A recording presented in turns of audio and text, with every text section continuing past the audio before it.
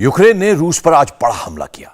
रूस को क्रीमिया से जोड़ने वाला कर्च ब्रिज ब्लास्ट में बर्बाद हो गया। इतना जोरदार धमाका हुआ जिसकी गूंज कई किलोमीटर दूर तक सुनाई दी। जो खबर मिली उसके मुताबिक ब्लास्ट में 3 लोगों की मौत हुई, लेकिन जो नुकसान हुआ वो पुतिन के लिए बहुत बड़ा है। क्रीमिया को रूस से जोड़ने वाला यह कर्च ब्रिज केवल एक ब्रिज नहीं था, बल्कि यूक्रेन में मौजूद पुतिन की सेना के लिए लाइफलाइन था, जिसकी कनेक्टिविटी को आज यूक्रेन के ब्लास्ट ने समंदर में मिला दिया।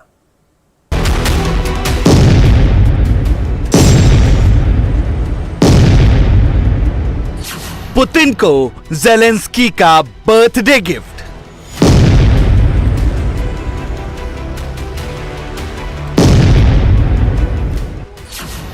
यूक्रेन का जवाब, रूस का कर्च ब्रिज तबाह।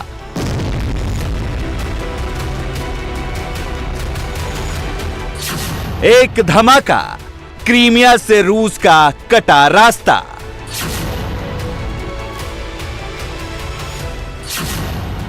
पुतिन को गुस्सा आया, बाइडेन ने न्यूक्लियर याद दिलाया।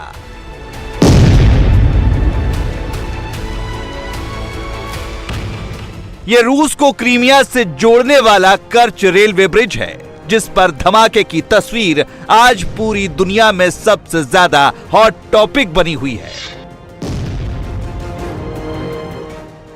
यह कोई नॉर्मल ब्रिज नहीं, बल्कि रूस को क्रीमिया से डायरेक्ट कनेक्ट करने वाला वो रास्ता है जिसके दम पर पुतिन की आर्मी को लगातार लॉजिस्टिक की सप्लाई की जा रही थी, गोला बारूद भेजा जा रहा था। यूक्रेन के खिलाफ वॉर में यह ब्रिज पुतिन की बहुत बड़ी ताकत थी। इस ब्रिज को क्रीमिया पर रूस के कब्जे के सिंबल के तौर पर देखा जाता था, लेकिन आज यह ब्रिज तबाह हो चुका है।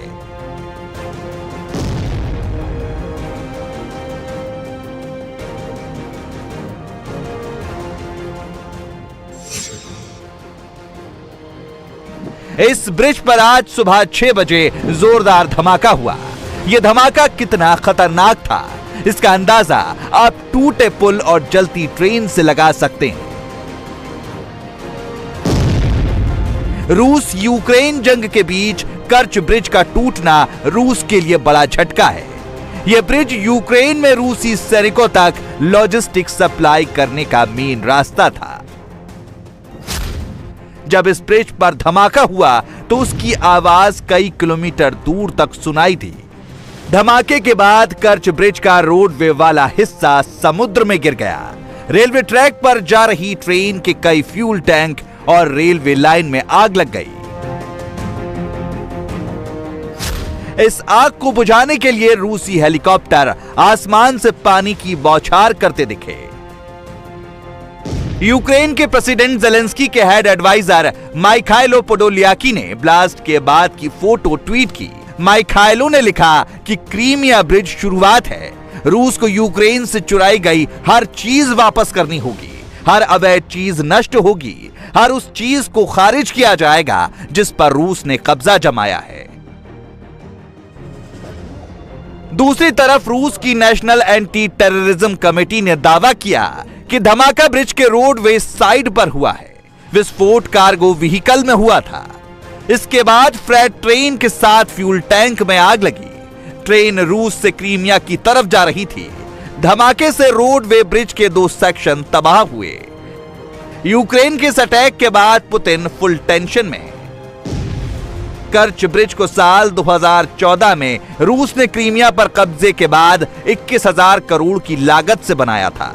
19 किलोमीटर लंबे रोडवे ब्रिज को आम लोगों के लिए 2018 में खोला गया था। इसके 2 साल बाद रेलवे ब्रिज पर आवाजाही शुरू हुई थी। पुतिन के लिए यह प्रोजेक्ट इतना अहमियत रखता था, इसका अंदाजा आप 2018 की इन तस्वीरों को देखकर लगा सकते हैं, जब पुतिन खुद ट्रक्स के काफिले के साथ इस ब्रिज पर पहुंचे थे और पहली बार इस पर ट्रांसपोर्टेशन की शुरुआत की गई थी। यह ब्रिज एक 4 लेन एक्सप्रेसवे रोड था जिस पर 120 किलोमीटर प्रति घंटे की रफ्तार से गाड़ियां दौड़ सकती थी। लेकिन अब ब्लास्ट के बाद पुल टूटने से पुतिन को बड़ा झटका लगा है। आने वाले कुछ दिनों तक इस पुल पर अब किसी तरह की आवाजाही नहीं हो सकेगी। मतलब साफ है कि रूस की आर्मी क्रीमिया के रास्ते जो लॉजिस्टिक की सप्लाई की जा रही थी, यूक्रेन ने उस पर फुल स्टॉप लगा दिया है।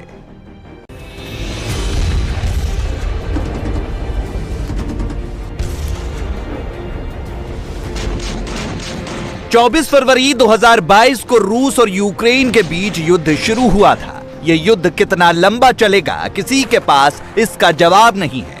लेकिन अमेरिका के प्रेसिडेंट जो बाइडेन के एक बयान ने दुनिया भर की टेंशन बढ़ा दी है।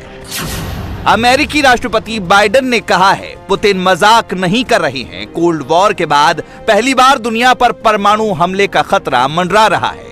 पुतिन जब यूक्रेन में परमाणु हमले की धमकी दे रहे होते हैं तो ये उनका मजाक नहीं होता है। 1962 में कैनेडी और क्यूबा मिसाइल संकट के बाद हम पहली बार इस डर का सामना कर रहे हैं। आप देख रहे हैं कि यूक्रेन में पुतिन की सेना अंडर परफॉर्मिंग है। ऐसे में उन्होंने बायोलॉजिकल या केमिकल हथियारों के इस्तेमाल की भी आशंका जताई है। व्हाइट हाउस की चेतावनी से साफ है, आने वाले वक्त में कुछ भी हो सकता है। और क्रीमिया ब्रिज ब्लास्ट के बाद पुतिन और भी ज्यादा बौखलाए हुए हैं, क्योंकि केवल एक ब्रिज के टूटने से यूक्रेन में मौजूद रूस की सेना के सामने गोला बारूद से लेकर तेल और खाने का संकट भी पैदा हो सकता है। यही रीजन है कि प्रेसिडेंट बाइडेन की बात से ज़ेलेंस्की भी टेंशन में है। नाटो को क्या करना चाहिए? रूस के लिए परमाणु हथियारों का उपयोग करना असंभव बना दे। लेकिन महत्वपूर्ण बात यह है कि मैं अंतर्राष्ट्रीय समुदाय को फिर से संबोधित कर रहा हूं।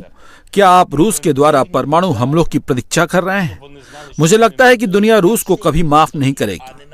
फिर भी मेरा मानना है कि रूस समझता है कि परमाणु हथियारों का उपयोग करने के बाद वह भी अपनी जान नहीं बचा पाएगा। मुझे इस बात का यकीन है। रूस के प्रेसिडेंट व्लादिमीर पुतिन और यूक्रेन के राष्ट्रपति वोलोदिमीर ज़ेलेंस्की अगले महीने G20 समिट के दौरान एक मंच पर आने वाले हैं। यह समिट इंडोनेशिया के बाली में 15 और 16 नवंबर को होगी। रूस यूक्रेन जंग शुरू होने के बाद यह पहला मौका होगा जब दोनों देशों के राष्ट्राध्यक्ष एक साथ और एक मंच पर होंगे। अमेरिकी राष्ट्रपति जो बाइडेन भी G20 की बाली समिट में शामिल होने वाले हैं। इस समिट में दो गेस्ट नेशंस हैं, यूएई और यूक्रेन। ये दोनों ही G20 का हिस्सा नहीं है। उम्मीद की जा रही है कि G20 समिट के दौरान दोनों राष्ट्राध्यक्षों के बीच युद्ध रोकने को लेकर कोई बात हो। लेकिन इसके पहले ही ज़ेलेंस्की ने यह कहना शुरू कर दिया है कि रूस किसी भी बातचीत के खिलाफ है। रूस नहीं चाहता कि यूक्रेन के साथ कोई बात हो। रूस ने यूक्रेन और दुनिया के खिलाफ इस युद्ध की शुरुआत की है। यह स्पष्ट है कि रूस कोई वास्तविक वार्ता के पक्ष में नहीं है, क्योंकि अगर रूस ने ऐसा किया होता तो वो हमारे दर्जनों प्रस्तावों और प्रयासों का जवाब देता। लेकिन उसने ऐसा नहीं किया। अब हमें अपने महत्वपूर्ण बुनियादी ढांचे की सुरक्षा के बारे में विशेष रूप से सावधान रहना होगा, और विशेष रूप से बाल्टिक सागर में गैस पाइपलाइनों में हुई तोड़फोड़ के बाद हमारे महाद्वीप को पहले कभी इस तरह के खतरे का सामना नहीं करना पड़ा। पानी के नीचे की पाइपलाइनों, केबलों और सुरंगों को नष्ट करने का खतरा। लेकिन अब आप रूस से इसकी उम्मीद कर सकते हैं। कुल मिलाकर रूस के हमले जारी है और यूक्रेन अभी भी झुकने के लिए तैयार नहीं है। बाइडेन के न्यूक्लियर वाले बयान और क्रीमिया के ब्लास्ट के बाद टेंशन और भी ज्यादा हाई हो गई। इंडिया टीवी हर वक्त हर जगह डाउनलोड करने के लिए सर्च करें India TV news Google play store या ऐप स्टोर पर।